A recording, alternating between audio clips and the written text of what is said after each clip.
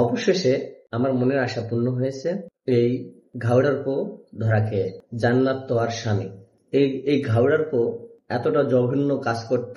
একে কেউ বলে লিঙ্ক ব্যবসায়ী, কেউ বলে জুয়া ব্যবসায়ী, কেউ বলে কাপল ব্যবসায়ী। এই কিন্তু সব কাজেরই ব্যবসায়ী। এই ঘাওড়ার পোর জন্য আমাদের ভালো ভালো কন্টেন্ট ক্রিয়েটরদের বদনাম, তারপরে ব্যবসায়ী, তারপরে অনেক কিছু শুনতে হয়েছে।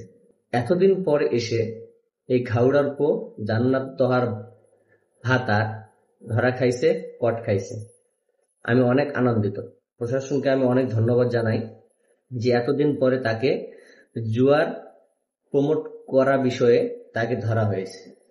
তো এই ঘাওড়ারপুরে আরো আগে ধরা দরকার ছিল। ঘাওড়ারপুর কাপল ব্যবসায়ী, ঘাওড়ারপুর লিঙ্ক ব্যবসায়ী।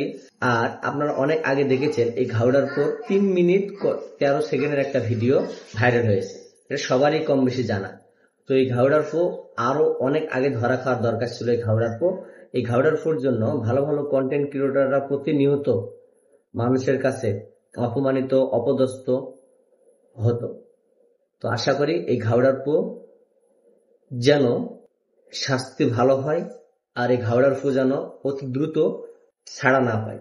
প্রশাসনের কাছে আমি অনেক কৃতজ্ঞ এই ঘাওড়ার ফু ধরা খেয়েছি সেই জন্য। তো এই ঘাওড়ার ফু প্রচন্ড একটা লিঙ্ক ব্যবসায়ী। এই ঘাওড়ার ফু একবারে যাক কয় লিঙ্ক ব্যবসায়ী, যাক বলে একবারে লুচ্চা লাফাঙ্গা সবকিছু এই ঘাওড়ার ফু নিজের বউকে নিয়ে ব্যবসা করে।